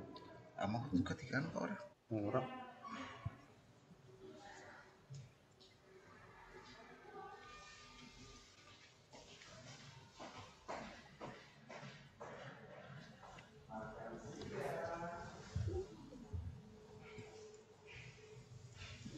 Ini sebenarnya dari Queen dan Rollbox gitu. Mudah-mudahan bermanfaat ini ya. Dari model ini sebenarnya dilihat dari dua dimensi, kontrol dan orientasi ya. Jadi sejauh mana interaksi antara otoritas dan orientasi kepemimpinan ini. Jadi otoritas dilihat dari sisi kontrol, seberapa kepemimpinan itu bergerak antara pengontrolan yang begitu ketat dengan pemberian fleksibilitas pada komunitasnya. Lalu yang kedua, dimensi orientasinya ke internal, ke dalam, atau berorientasi ke luar. Luar itu serving the boss, kira-kira kan begitu kan, memberikan pelayanan pada pihak luar gitu. Nah dari sini kemudian akan memunculkan penekanan kecenderungan orientasi itu ya. Sehingga bisa diklasifikasikan dari kecenderungan itu bisa diklasifikasikan menjadi model-model sebagaimana yang ada di sini. Ya, kita lihat satu persatu dari yang dulu ya, yang kontrolnya kuat dulu ya. Ini yang orientasinya penggunaan otoritas begitu ketat ya. Lebih mengedepankan pada kekuasaan gitu. Lalu dia berorientasi pada internal, dikatakan ini lebih mengedepankan pada internal proses model. Jadi inginnya memang lembaganya maju gitu kan ya, bagus gitu kan. Jadi pokoknya sekolah saya itu akan menjadi lebih bagus daripada sebelum-sebelumnya gitu. Lalu dia mencoba untuk mengontrol segala proses yang ada di dalam lembaga ini. Maka yang ditekankan di situ adalah stabilitas dan kontrol. Ya semuanya harus kira-kira ya menurut keinginan dari pemimpin dimanapun individu itu berada gitu. Kepemimpinan itu ada maksud saya entah di lembaga kerja ataupun di lembaga pendidikan seperti di sekolah dasar ini. Jadi di sini kepala sekolah berusaha untuk mengontrol seluruh staf, guru sesuai dengan apa yang dia inginkan. Jadi yang dipentingkan di sini adalah stabilitas sekolahnya supaya menjadi ya mapan, mantap gitu kan ya. Tidak ada macam-macam kira-kira begitu aja. Itu ya. Lalu yang sarana yang digunakan di dalam proses ini adalah dengan menekankan pada informasi manajemen dan komunikasi. Itu jadi komunikasinya pun sifatnya instruktif kan begitu. Jadi perintah jalankan. Yang penting sekolah bisa jalan dengan bagus, tidak ada gejolak apapun sesuai bagaimana yang diinginkan oleh kepala sekolah. Ini model yang pertama. Kemudian model yang kedua, sama memiliki kecenderungan kontrol yang kuat, akan tapi orientasinya bukan internal ke dalam supaya menjadi lebih stabil, tidak ada gejolak, tidak ada permasalahan yang berarti di dalam lembaga, akan tapi ini orientasinya pada serving the external, serving the boss. Kalau itu dalam struktur birokrasi. Ya kalau SD ya serving melayani pihak di atasnya, entah UPTD, entah di dinas gitu kan ya. Jadi orientasinya ke atas, ke eksternal. Ya. Salah satu di antaranya kan ukurannya adalah produktivitas, ya, efisiensi, capaian prestasi sekolah yang dulu diukur dengan NEM, gitu kan, dengan hasil belajar itu selalu orientasinya ke situ ya. Melayani kepentingan-kepentingan birokrasi di atasnya, eksternal. Nah, ya dalam konteks ini yang dikejar-kejar adalah produktivitas, prestasi anak, prestasi belajar, guru harus berkarya, dan seterusnya. Tapi mekanisme yang digunakan adalah pengontrolan. Gitu. Berbeda dengan yang pertama tadi, ini stabilitas, akan tapi yang kedua ini adalah produktivitas.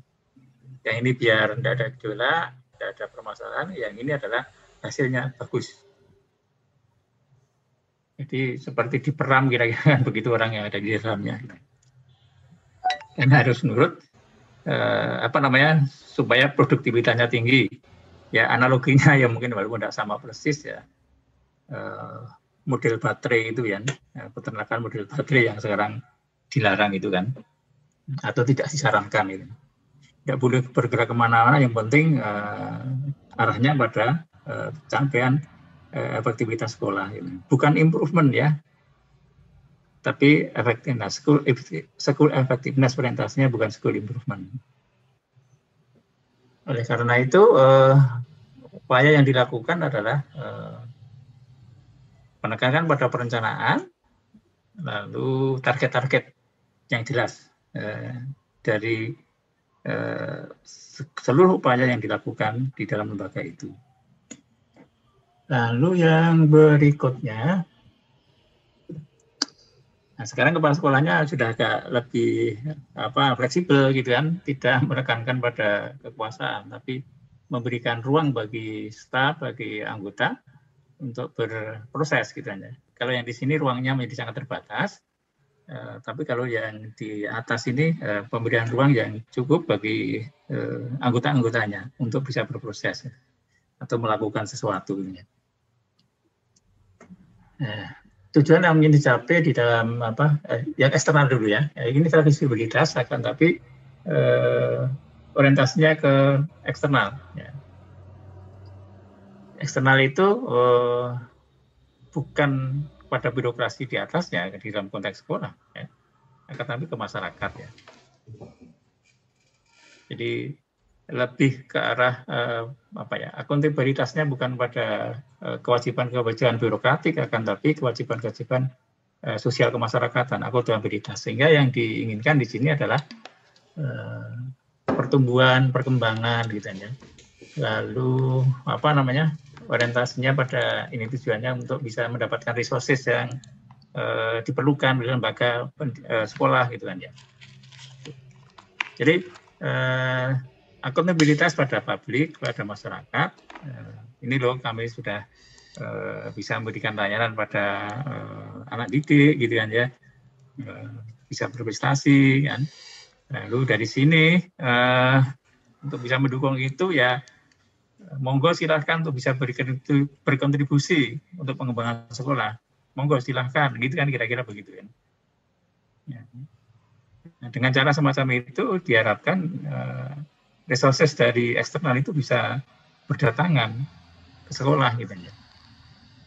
Oleh karena itu cara yang dilakukan oleh kepala sekolah yaitu lebih fleksibel, lalu memiliki kesiapan di dalam memberikan layanan pada masyarakat. Ini yang ketiga, yang disebut dengan open system model. Jadi model yang lebih terbuka. Kalau yang tadi modelnya rasional. Lalu yang terakhir, fleksibel yes. Ya. Tapi bukan dalam konteks akuntabilitas ke masyarakat kecenderungan, tidak berkecenderungan ke sana. Gitu. Akan tapi lebih berkecenderungan pada pemberian kepuasan internal anggota-anggotanya atau para guru, staf yang ada ini. Jadi orientasinya pada ini pemberian semacam well-being, kesejahteraan, ya, ketenangan, kenyamanan bagi staf-stafnya untuk tumbuh dan berkembang. Gitu. Maka dikatakan di sini endingnya tujuan yang dicapai adalah human resources development. Jadi pada pengembangan staf orientasinya ke situ. Nah, lebih fleksibel, lalu pemberian kesempatan, pemberian ruang bagi guru-guru untuk tumbuh dan berkembang. Lalu apa yang dicoba dilakukan oleh kepala sekolah atau pemimpin di situ adalah pengembangan kohesivitas, ya. Kohesivitas itu apa ya? Kohesivitas ya, kebersamaan, ya. Ikatan sosial yang begitu dekat, gitu ya, begitu kolegialitas, lalu pengembangan moral kerja di sini adalah semangat kerja, gitu kan ya. Nah, itu yang dilakukan gitu. Nah, dari 4 ini tentunya kita bisa melihat tipologi kepemimpinan yang tadi baru saja didiskusikan kan begitu kan ya. Dengan menggunakan ini ya, kira-kira masuk di mana gitu ya. Sebagai contoh yang artikel yang kedua yang berkaitan dengan ini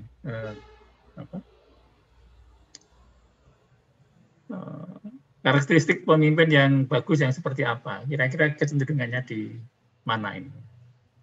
Lebih ke rasional model, atau lebih ke sistem model, atau lebih ke internal proses, atau yang mana? Kira-kira lebih mengarah ke mana ini?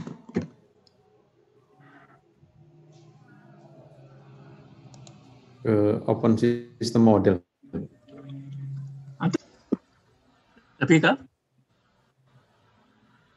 Monggo. Sepertinya open system model. Open system model.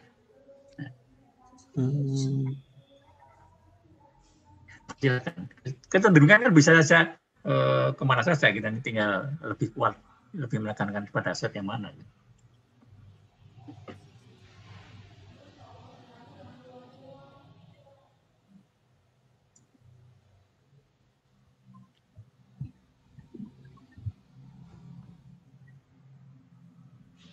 Oke, sekarang pertanyaannya saya rubah aja lah. Ya. Jika Bapak dan Ibu menjadi kepala sekolah SD, kira-kira memilih gaya yang mana ini, pola yang mana?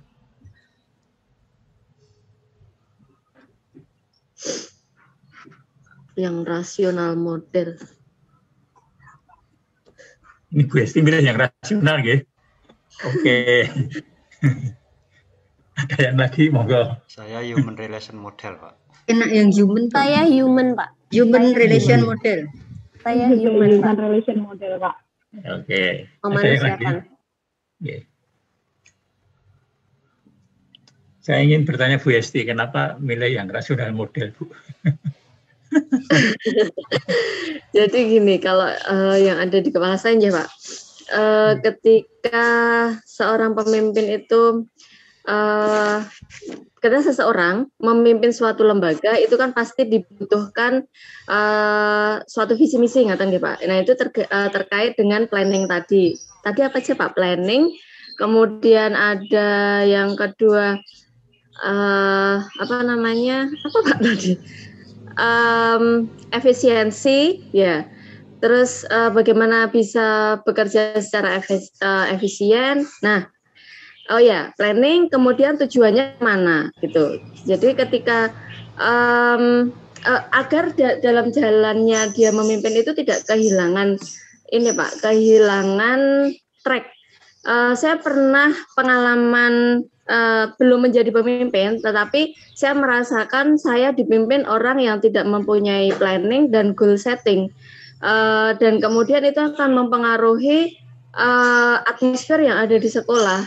Sekolah yang sebenarnya mau dengan oleh yayasan itu mau disetting agar menjadi bagus, tetapi karena dipimpin oleh orang yang tidak mempunyai visi ke depan dan dia tidak bisa memformulasikan secara sistematis langkah-langkah yang harus dilakukan, itu jadinya kehilangan arah, begitu Bapak. Oke, itu yang jadi listening ya. Oke. Ya, boleh saya mau nanya, namanya milih kan boleh saja gitu kan ya. Oh, milih yang mana gitu kan. Iya, Pak. Oke, jadi yang untuk rasional model itu orientasinya kan produktivitas ya. Tadi contohnya adalah capaian prestasi target, kalau diukur waktu itu ke ini NEM, capaian NEM gitu kan ya. Itu arahnya lebih ke sana gitu ya. Jadi tadi saya lebih memblow up, menekankan lebihkan bahwa ini surveying the boss gitu kan ya, karena lebih ke eksternal gitu kan, ke birokrasi di atasnya gitu. Jadi kita melakukan sesuatu dalam rangka untuk memenuhi keinginan birokrasi di atasnya gitu ya. Nah, di atasnya kan faktor eksternalnya di situ gitu ya. Nah, di konteks SD ya tadi ke arah capaian prestasi siswa itu orientasinya ke situ. Itu saya kira yang menjadi penekanan, dan untuk itu kan guru harus dikontrol supaya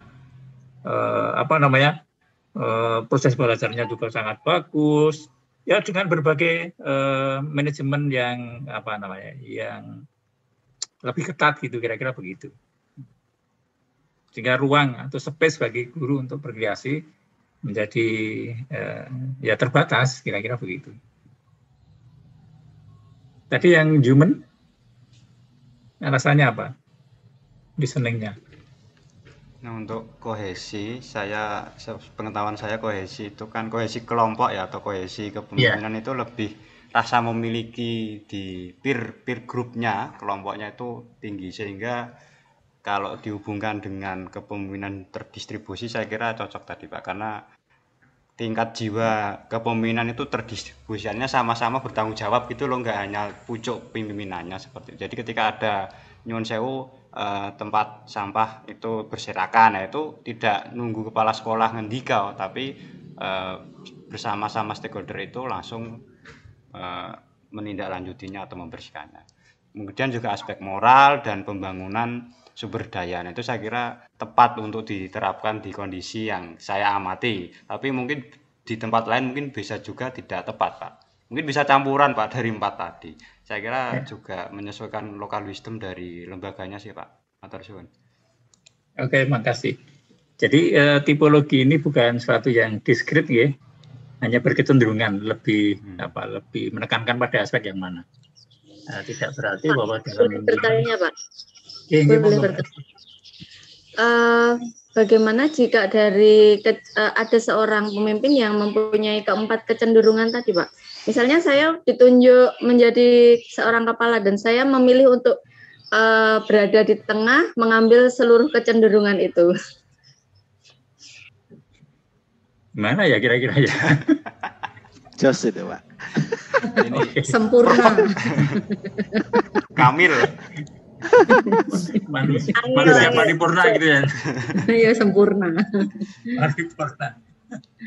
Ya, saya kira ya ini bukan masalah mungkin apa tidak gitu kan ya. Tapi dalam realitasnya mesti ada kecenderungan tertentu ya, lebih menekankan pada aspek yang mana gitu. Itu ada kecenderungan semacam itu, tidak mungkin semuanya akan berimbang secara proporsional gitu.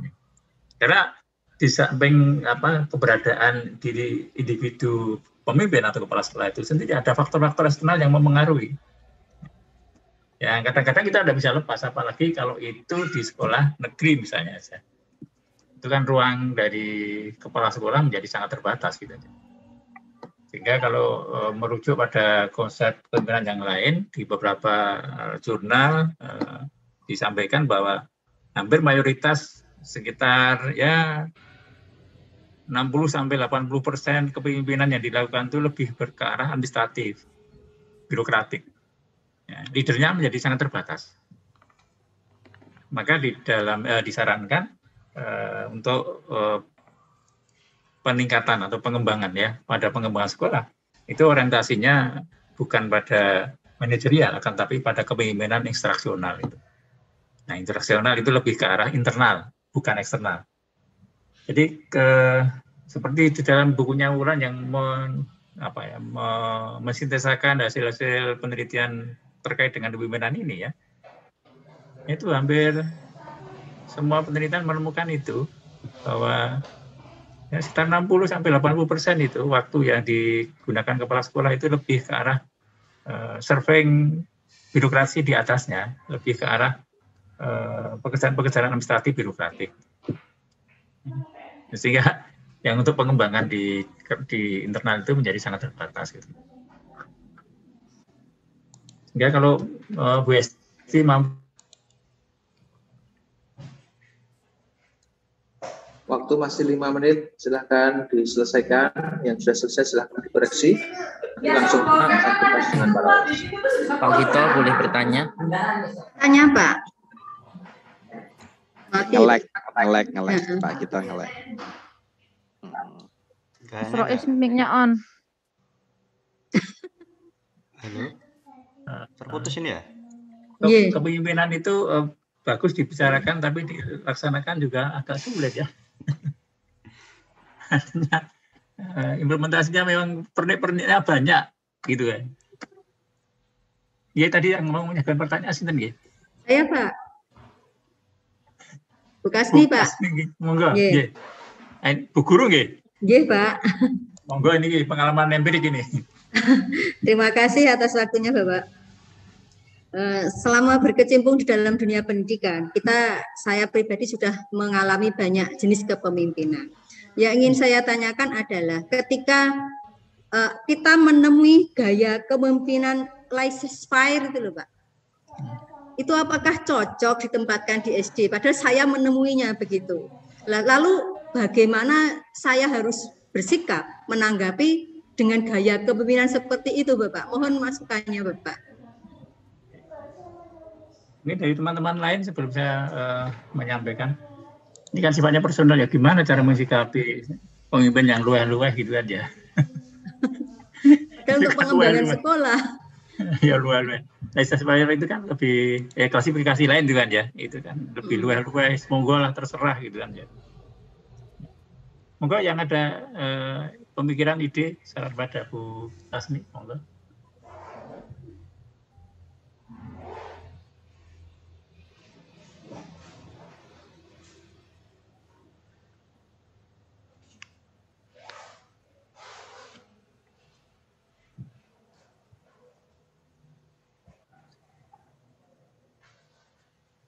Ini kok belum muncul ini.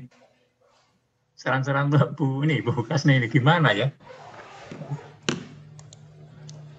Mungkin ini Pak, untuk pendapat kami, kepemimpinan yang model laissez-faire itu kan sebenarnya tadi ya porah beruh ya. Pokoknya kalau bahasa orang Jawa itu karpe dhewe gitu loh. Tetapi pada prinsipnya mungkin di praktik di SD itu Bu, ini bukan tipe itu, tetapi karena kecenderungan kepala itu lebih kepada administrasi sehingga aspek leadership-nya itu berkurang. Mungkin itu yang terjadi karena real hari ini tadi sudah disampaikan Pak Gito nggih. Intinya pemimpin kepala sekolah itu lebih disibukkan dengan aspek administratif, manajerial, mulai dari perencanaan pembelajaran, buat RKA, RKT, Monef, apalagi nanti ada IHT ataupun PTS, kemudian juga tadi bengek itu. Nah, kemungkinan kalau seperti itu, padahal kalau lihat real di lapangan itu sebenarnya kebanyakan yang mengerjakan ya TU sebenarnya. Jadi fungsi kepemimpinannya memang nggak jalan sih, bukan tipenya laissez-faire. Mungkin itu pandangan saya. Karena tipe ini kan sebenarnya lebih, kalau kita baca beberapa artikel itu kan berdampak kepada pengaruh pasar bebas ya. Itu kan lahir di negara mana? Perancis kalau nggak salah ya.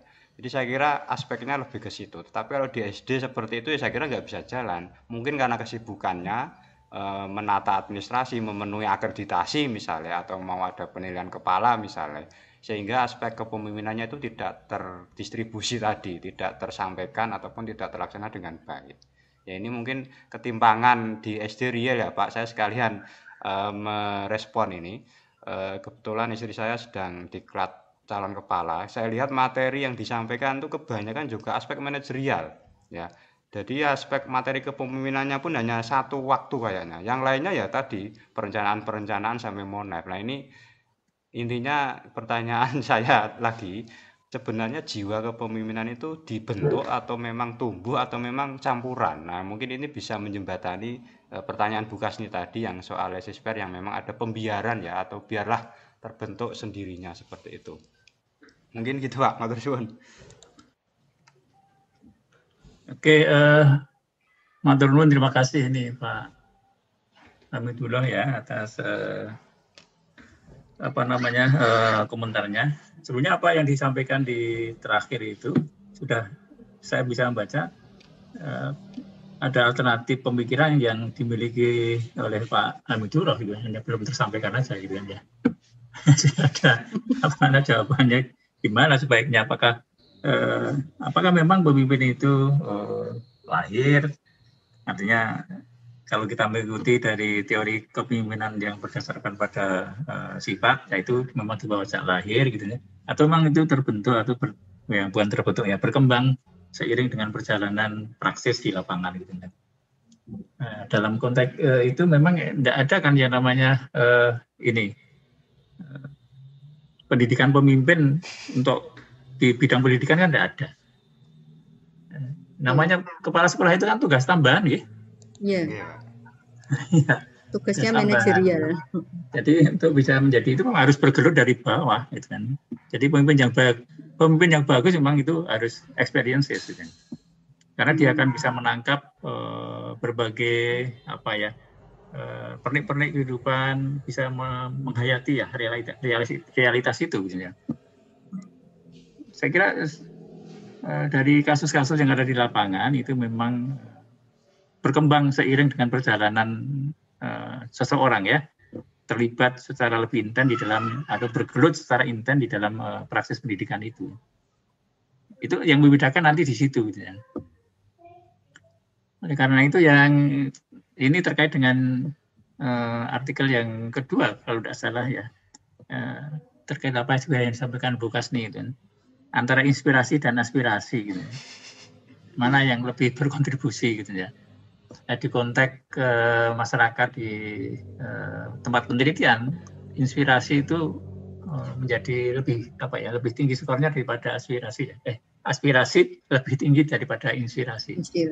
Nah, kalau di Bu Kasni rasanya yang inspirasi itu yang diharapkan. Ya, pemimpin itu bisa menjadi model, bisa diteladani, gitu kan, kira-kira begitu. Daripada sebatas mengembangkan orientasi tujuan-tujuan yang akan dicapai, gitu ya. Saya kira ya tidak bisa didikotomikan ya antara aspirasi dan inspirasi, mana itu yang lebih dipentingkan, gitu kan. Toh skor yang ada di situ sebatas skor memotret guru-guru yang lapangan yang ya sangat terbatas sampelnya juga, dan konteks budaya juga berbeda. Nah, di tempat kita itu kan lebih mengedepankan pada interaksi personal gitu kan ya. Dan itu saya kira aspek-aspek belajar informal menjadi lebih kental gitu. Maka yang namanya inspirasi itu juga menjadi sangat penting di situ gitu ya. Jadi dua hal itu tidak bisa pisahkan ya, satu dengan yang lainnya kan dalam realitasnya itu kan menyatu ya. Dalam sosok kepemimpinan yang ada, dalam performansi di dalam proses kepemimpinan gitu ya. Tapi terlepas dari itu semuanya, Bapak dan Ibu, saya kira dari dua gambaran dan yang sudah disampaikan oleh teman-teman tadi, rasanya pemberian space, ruang bagi anggota itu menjadi penting ya. Space untuk apa? Untuk berkreasi, space untuk otonomi itu menjadi penting ya. Karena otonomi itu akan memberikan satu power ya, bagi guru untuk berproses ya. Kalau space itu menjadi terbatas, justru nanti akan berbalik hasilnya. Kalau yang tadi di kasusnya Bu Kasni itu kepala sekolah yang luweh-luweh, tapi kalau space-nya itu menjadi terbatas, maka guru yang luweh-luweh. Pun monggo Pak, jangan mau garap dewe gitu kan, kira-kira begitu ya. Silakanlah. Karena tidak ada otonomi, tidak ada trust gitu kan. Dan itu menjadi power gitu kan ya. Maka empowering itu menjadi penting melalui pemberian otonomi bagi guru untuk berkreasi. Jadi kalau orang itu sudah terbatas ruangnya, maka ya akhirnya kreasi, inisiasi tidak akan pernah muncul. Gitu. Jadi otonomi, space, kesempatan bagi guru untuk berproses itu menjadi penting. Tapi yang menarik juga, walaupun tidak menjadi bagian dari penelitian, tapi itu hanya sebatas rujukan yang digunakan. Ternyata memimpin itu juga itu sendiri arti ya. Harus melihat siapa yang dipimpinnya. Karena di situ ada informasi, mungkin tadi siapa yang menyampaikan ya, saya lupa gitu aja. Terkait dengan pengalaman kerja, jam terbang. Guru-guru pemula lebih berorientasi pada pekerjaan. Artinya lebih sibuk di situ bagaimana melakukan pekerjaan, karena mereka masih awal ya, belum tahu orientasi kerja, maka dia waktunya lebih banyak digunakan untuk memahami, mempelajari apa yang harus dikerjakan. Menginjak 15 tahun ke sana, kan begitu ya, atau berkisar 15 tahun itu, baru dia bisa settle di dalam pekerjaannya dan ada keinginan untuk mengembangkan diri. Tapi begitu menjadi senior teacher, malas mengembangkan diri itu, kira-kira begitu kan ya. Sudah senior. Nah, senior teacher itu kan lebih diajak maju itu, 2 tahun lagi sudah mau pensiun, mau apa lagi, kira-kira begitu ya. Dan itu di dalam penelitiannya Wulan ditemukan memang. Jadi kalau ngajak guru untuk berkembang, ajaklah guru yang usianya kira-kira 40 tahun. Dari satu sisi pengalamannya sudah memiliki, sudah banyak. Di sisi lain idealismenya masih berkembang. Jadi begitu disodori inovasi, dia secara antusias akan adopt, akan akan menindaklanjuti, dan dalam implementasinya dia sudah bisa memiliki strategi bagaimana mengimplementasikan inovasi itu, karena dia sudah memiliki pengalaman. Nah, yang hadir di sini saya lihat dari raut muka ini kan beragam ya, tapi mayoritas adalah milenial. 17 tahun ini. 40 Gen Z. Milenial Pak. Milenial Pak nih. Ya, jam terbangnya sudah cukup gitu ya. Hanya ditambah pengalaman nanti terkait dengan apakah itu dididik atau berkembang seiring dengan perjalanan karir kan gitu ya. Ya tidak mendiskripsikan yang senior lalu tidak akan berkembang, enggak ya ada beberapa lah. Tapi secara umum hasil penelitian begitu ya. Jadi kalau ngajak guru, ajaklah yang usianya 40. Nanti akan cepat itu. Bulan loh itu penelitiannya Bulan, bukan saya gitu aja. Jangan ngajak yang sangat junior. Itu antusiasme tinggi, antusiasmenya gitu. Tapi implementasinya ya keberhasilannya menjadi sedikit karena pengalamannya masih terbatas gitu. Ya, kalau tadi ada yang mengatakan yang senior itu senengi ngongkon-ngongkon gitu kan ya. Yang dikongkon junior, ya maknanya positif thinking aja lah. memberikan kesempatan pada junior untuk belajar, kira-kira begitu. Oke, yang terakhir ya. Saya sudah baca semuanya dari pagi tadi hasil yang sudah disampaikan. Nanti ini sebenarnya saya ingin memberikan respon itu langsung di Turnitin, tapi ternyata di Turnitinnya itu ada trouble. Saya tidak bisa buka di menu berikan komentar gitu kan ya. Saya tidak tahu trouble-nya di mana. Oleh karena itu nanti akan saya sampaikan melalui WA saja masing-masing sedikit komentar gitu untuk bisa pijakan berproses berikutnya gitu. Ya mudah-mudahan nanti ada manfaatnya gitu ya. Tapi gini, kesan saya begini, dari diskusi yang ada, rasanya apa yang Bapak dan Ibu tulis dengan format yang sederhana yang saya sampaikan itu lebih kaya diskusinya daripada yang ditulis. Iya Pak. Iya Pak. Berkembang Pak. Otodidak. Ya, mungkin karena ini blended ya antara pengalaman dan konsep yang disadarkan itu. Tapi ya nanti mohon untuk bisa dilihat lah nanti saya sampaikan selepas dari kuliah ini. Lalu yang berikutnya untuk minggu depan bagaimana saya kembalikan kepada Bapak dan Ibu, akankah kembali ke Freire bagi yang sudah baca, nggak tahu ini sudah ada yang baca bukunya Freire atau belum ya? Ada enggak ya? Belum.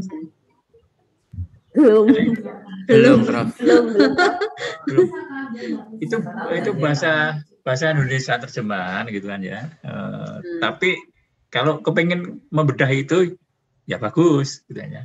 Ada sisi lain yang kita sebetulnya tidak sadar ada problem yang besar dalam dunia pendidikan kita. Itu mengedepankan pada critical pedagogi. Monggo. Pilihan loh ya, saya tidak mengharuskan, monggo. Atau akan mengkaji artikel atau topik lainnya dalam artikel. Jurnal lainnya prepun Pak. Gimana? Kalau topik yang lain mungkin dari jurnal prepun. Ya tidak apa-apa, tinggal gini, tinggal Bapak dan Ibu memberi masukan dari RPS yang saya sampaikan gitu loh. Kan sudah saya sampaikan topik-topik yang saya tawarkan. Kalau dari tingkat seberapa besar kebermanfaatannya untuk kita, Bapak? Mungkin untuk menambah ini ya, kan guru ya, berarti pedagoginya kan harus matang misalnya. Mungkin Bapak punya alasan lain atau argumen lain. Yang untuk yang mana? Ya. Yang tadi, yang isinya tentang ya, argumen saya sederhana saja, bahwa kadang-kadang kita itu tidak sadar bahwa kita punya masalah. Nah, Freire itu akan memberikan satu alternatif perspektif pemikiran bahwa ada sesuatu yang salah yang selama ini kita miliki gitu. Nah, tapi kajiannya lebih ke arah paradigma, dan itu dalam konteks di jenjang pendidikan Bapak Ibu itu yang sangat diperlukan di paradigma itu. Setuju Pak. Ya, itu ya. Pak. Ya. Tantangan. Dan bahasa Indonesia. Terjemahannya itu bagus, bahasanya mudah diikuti, tapi untuk mencerna itu perlu baca 2 kali paling tidak. Mohon maaf saya katakan 2 kali, saya itu baca bukunya itu berkali-kali. Walaupun udah berkali-kali baca lagi gitu. Karena ada sesuatu yang yang menurut saya kok belum puas saya baca itu. Nah, monggo. Kalau mau itu, monggo nanti dilihat. Bukunya judulnya adalah Pendidikan Kaum Tertindas. Dicoba enggak Bapak? Mas Ali monggo. Ali monggo. Saya juga secara pribadi Pak penasaran dengan buku itu ya. Tetapi mungkin sambil kita membaca, jadi kelihatannya memang bahasanya itu susah untuk dimengerti dalam waktu yang singkat gitu. Ya. Jadi tetap saya kalau pribadi ingin juga nanti kita bahas buku ini, tapi mungkin nanti di pertemuan-pertemuan agak akhir Mungkin untuk pertemuan besok dan 2 atau 3 kali ke depannya bisa kita artikel dulu, Maten Pak. Oh, enggak apa-apa, enggak masalah. Oke. Atau atau mungkin ada artikel jurnal yang sudah meneliti tentang buku itu, Bapak, mungkin atau resensi. Oh, bukan resensi, tapi mengkritisi atau bagaimana, ngoten Bapak? Oh, itu sudah banyak itu. Nah, sudah banyak. Pakai jurnalnya saja. Setuju, Mbak Hesti. Sudah banyak, tetapi Nyun Sewu, untuk memahami pemikiran Ferry dalam tatanan paradigma harus baca bukunya. Ya.